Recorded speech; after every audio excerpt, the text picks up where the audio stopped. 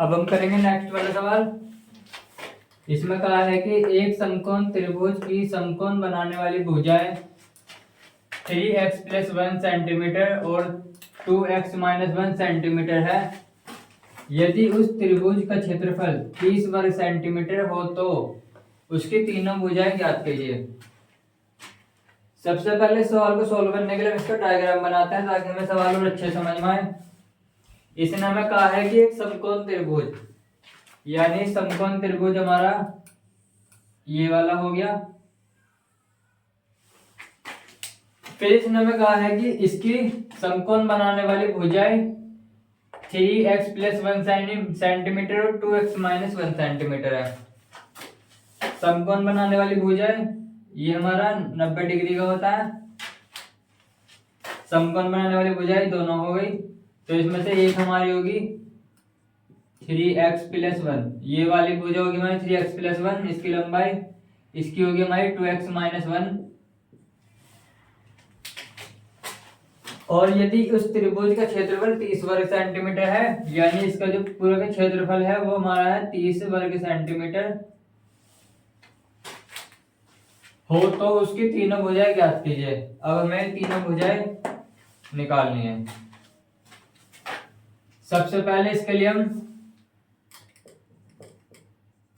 त्रिभुज का क्षेत्रफल का फॉर्मूला लगाएंगे।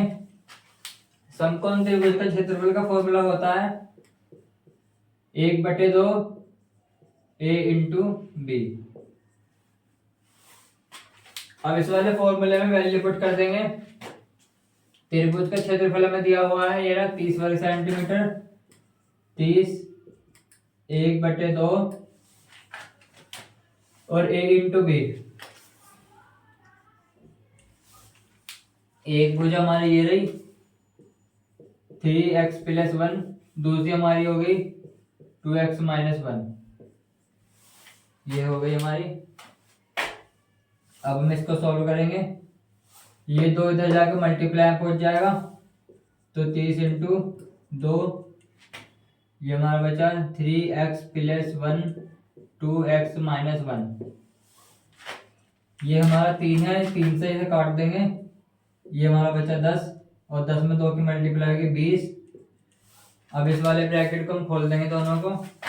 x की मल्टीप्लाई करेंगे 2x² - x, 1 की मल्टीप्लाई करेंगे 2x - 1।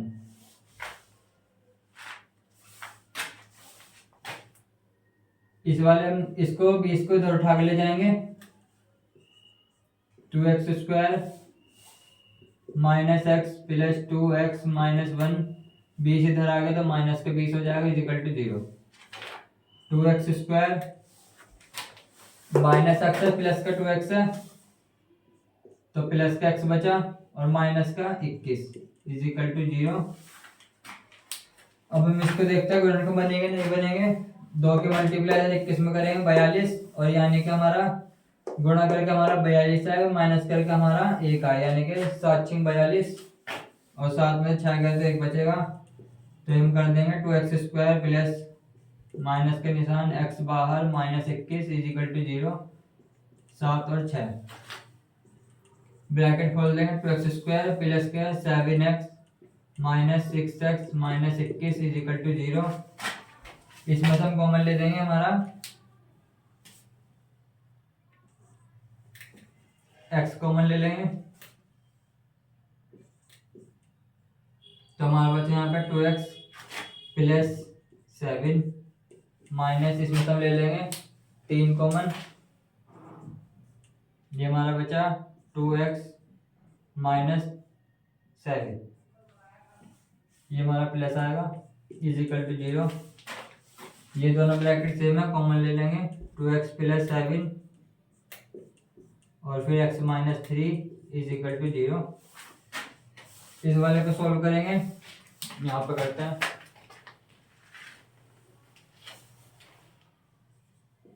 टू एक्स + 7 = 0, तो 2x की वैल्यू -7, x की वैल्यू -7/2।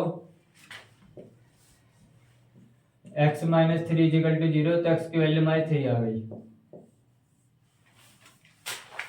अब ये हमारे दो वैल्यू है हमारे x की, एक है आई हमारी वैल्यू x की वैल्यू -7/2 और ये लंबाई है, लंबाई कभी भी हमारी ऋणात्मक नहीं हो सकती है,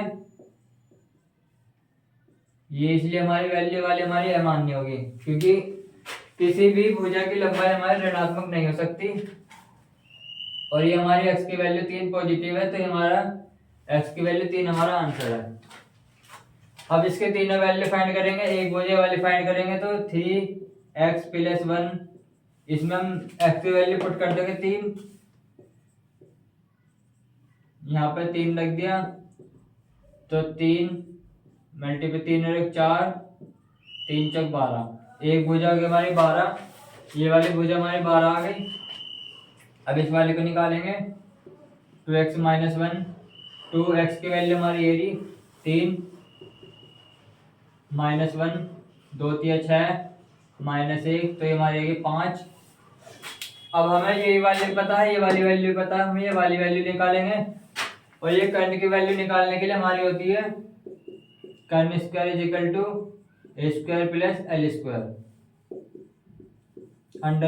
√a² + l²। हम इसमें वैल्यू पुट कर देंगे क्योंकि इन दोनों की भुजा का वर्ग का योग इसके वर्ग के बराबर होता है, तो ये वाली भुजा निकालने के लिए अपने फॉर्मूले में लगा देंगे 12 का स्क्वायर प्लस 5 का स्क्वायर, ये हो गया हमारा 12 12 = 144 प्लस 5 5 = 25, इन दोनों को जोड़ देंगे 5 और 4 9, 2 और 4 6 और ये बचा हमारा 1 और 169 हमारा अंडर रूट होता है 13 का।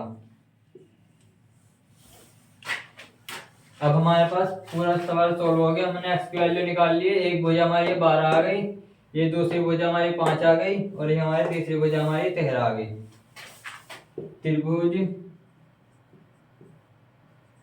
की भुजाएं हमारी एक तो हमारी ये आ गई 12, 5 और 13, और ये हमें निकालना था कि उस त्रिभुज की तीनों भुजाएं ज्ञात कीजिए, तीनों भुजाएं हमारी फाइंड हो गई।